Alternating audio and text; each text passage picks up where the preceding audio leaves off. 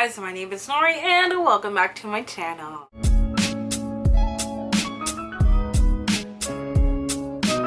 So today we are going to be doing our February library haul, and when I tell you that I went crazy, I went crazy. So I don't know if I should just take off my glasses because I know for a fact that people do not like the glare, but it's fine because I'm not going to be reading, so I'll take my glasses off. So without further ado, your girl got 30 items from the library minus a movie, so 29 items from the movie, and I'm going to start with the regular chapter books and then I'm going to end towards the manga section. So maybe I'll put a time here. If you only just want to see manga, then you can see manga, but if you want to see the whole entire video, well then stay tuned to the next clip. Alright, starting off with the movie, might as well. It is Howl's Moving Castle by Hayao Miyazaki. I don't know how to pronounce that name, but it's a Studio Ghibli film. This is a 2004. I've actually never have seen any of the Studio Ghibli films because growing up they were not accessible to me. So as an adult, I've been dying to watch this, and because Netflix want to be like that, and I know for a fact that all the Studio Ghibli films are going to be on the HBO Max, the new app, then I was like, well, I'm not gonna wait months. I'm just gonna use my library system, and lo and behold, I did it. Next up, we have a memoir, and it is called In the Dream House by Carmen Maria Machado. This book was in the top 10 from Jessie from Bow Ties and Books. If you have not seen their channel, or if you have not heard me talk about them, I don't know where you're at because I'm always talking about Jessie, I swear. And I don't really mean it. It's just Jessie's an incredible person and they have impeccable taste in books. So I was like, well, I'm gonna read all of your top books. And well, we are starting, and this is a memoir, but it's almost within the magical realism because, trigger warnings, this is about a relationship gone wrong. This glare, I'm sorry. It's about a relationship that has gone wrong, and the way that Carmen describes it, it's through the house. So the house has feelings, or the house does certain things. So I'm super interested in picking up this book, and obviously because Jessie loved it, you know it's gonna be a good book. Next one, we have a monster of a book, and that is A Priory of the Orange Tree by Samantha Shannon. Y'all, I know this book is less than 900 pages. Yes, it's excuse me, it is 830 pages, but like, do you see the size of this book? I actually have the audiobook, and I'm going to show you by comparison.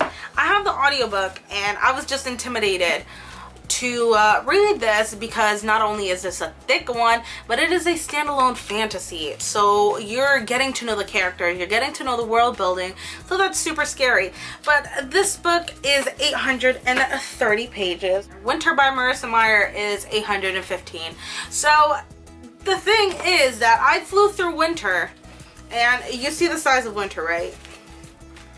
Like, they're practically the same, but this huge monster here is hella intimidating. But I have the audiobook, and I wanted to listen to it, but then I kind of chickened out because since it is a standalone fantasy, I kind of want to see the words, and if it has like some type of oh shoot, it does. It has a lot of information on the back, so I just, you know, I wanted to listen to it and I wanted to read it just in case I needed to take notes and that I don't miss out on anything. So I'm super excited to finally be getting to this book. My god, it's so big. The next book I have, it is suggested reading by Dave Connis.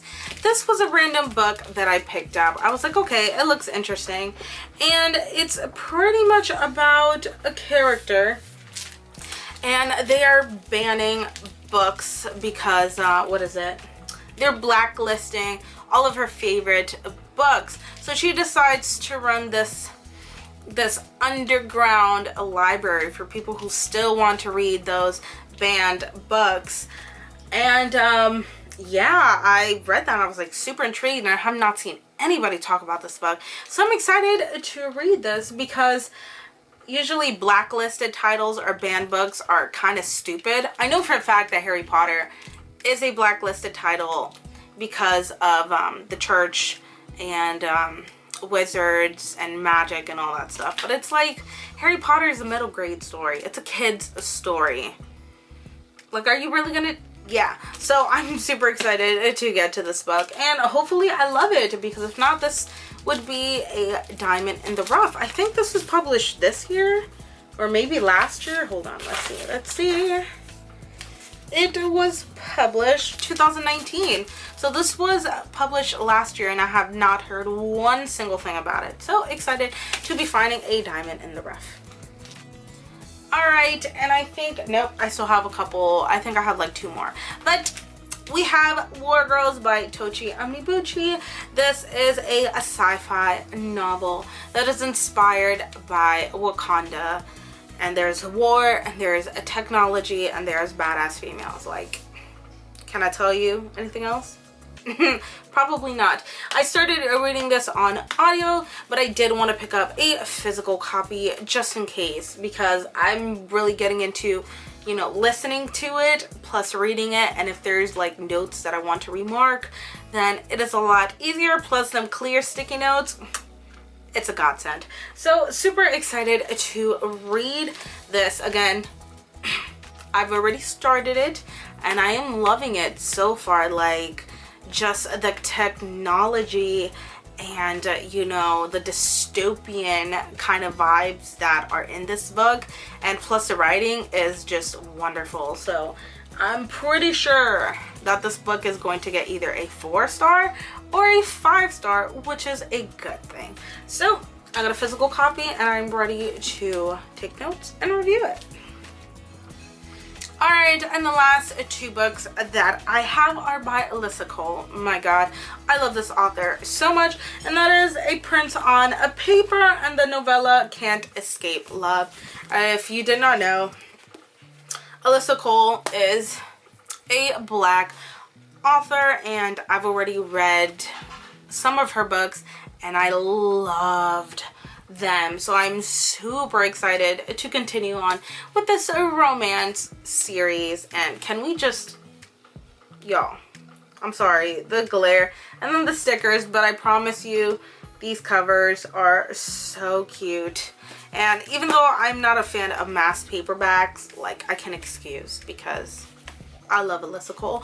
And if you have not read Alyssa Cole, pick her up. I'm telling you, if you love romance and you have not picked up Alyssa Cole, you are sleeping and you are missing out. So go ahead and pick them up, and then we can discuss, because I freaking love the series. Alright, starting off with our single collection. Like, some of these I have like 1 through 4, or have a bunch of novels. I mean, a bunch of volumes, but these are just a single one, so I'm going to start with them. And the first one is I Want to Eat Your Pancreas, the whole manga collection, story by Udo Cimino and art by Udumi Kirahara. Now, I've seen this, like, first of all, the cover is gorgeous. And I seen this on Book Outlet, and I wanted to purchase it, but I had no idea if I was going to love it or not. And if you did not know, manga tends to be quite expensive, so I don't like to take my chances. So all of my manga I read through my library, and if I want to continue it, then I'll buy the series. So this book, it is a bittersweet romance. The girl, her name is Sakura, and the classmate here, I do not know his name, he finds her diary and finds out that she is dying of pancreatic cancer. So she kind of keeps everybody from a distance and nobody knows, but you know, he can't keep away from her. So you know this is gonna be sad as hell. And my little heart is ready for it, because, you know, I love romance, and sad romance is still romance. So I cannot wait to read this, and hopefully if I love it, I'll purchase it on Book Outlet. So it's a win-win, y'all. It's a win-win. Next one, we have Orange Volume 1 by Ichigo Takano. I love Ichigo Takano's Dreaming Sun. I've been collecting the whole entire series and I'm dying to reread it so I can continue on progressively, or just continue on with the series starting from 1 and then going to, I think there's maybe 12 volumes. I don't know if the series is done or not, but this is Ichigo Takano's first manga, I believe, and this is almost like a cult classic, and it is a sci-fi, speculative sci-fi, because there's a friend group and there's a girl and a new kid comes into the classroom and she writes herself a letter from the future and she receives it in the present saying that you need to help this boy because in the future, trigger warnings, he might commit suicide. So she is trying to help this boy out, and there is a friendship here, and yeah, it's only 2 volumes, but you know, it's a little thickums. It's 2 volumes and then another skinny volume, but I've been dying to read this because everybody who loves manga has already read this, and I love manga and I have not read it, so definitely going to pick this up, and very soon. Alright, the next manga, it is Fairy Tail Volume 1 by Hiro Mashima. Y'all, this is in bad condition. Look at this poor thing, my god. But it's an old series, so I can understand why it's in bad conditions, but still. I picked it up because I love Fairy Tail, and if you didn't know Fairy Tail, it is a super popular manga, and it follows Natsu and Lucy on their guild adventures. Now, would I be a true fan if I did not read the manga? No. So I picked it up. Alright, the next manga that I have, it is Snow White with Red Hair by Sorata Akiduki. It is a great anime. I loved it. I had a great time. So I saw that, no, it wasn't this year. It was last year, mid last year, that they started to release all of the manga, and I got super excited, and then I never picked it up. But my library has it, so it's great. It's a win-win situation. So this follows Shirayuki, and she is a herbologist, and she has gorgeous long red hair. But the problem is that the prince of the region that she's in wants to take her as a concubine. So she chops off her hair and runs into the woods, and then she runs into another prince, Zen, which, whatever the situation is, which obviously I'm not gonna spoil, they end up tangling together, having to go back to the kingdom and try to clear her name. So this follows her adventure with Prince Zen, and it is great. It is fun. I can't tell you if it's a romance or not because obviously it's a spoiler, but there's a little something. And it's good. So if you have not picked up this manga, I highly suggest that you pick it up. And plus, I've already started and I love it. So again, win-win situation. The next manga volumes that I have, it is Love Con by Aya Nakahara. And this is volumes 1 through 4. I just looked when this was published, and this was published 2001. So this was published 19 years ago, and it makes me feel kind of old. But I've never heard of anybody talk about this, and instead of it, you know, being a rom-com, it's a love-com. So, you get it? No? Okay, cool. So this follows Risa and Atsushi. I think that's his name.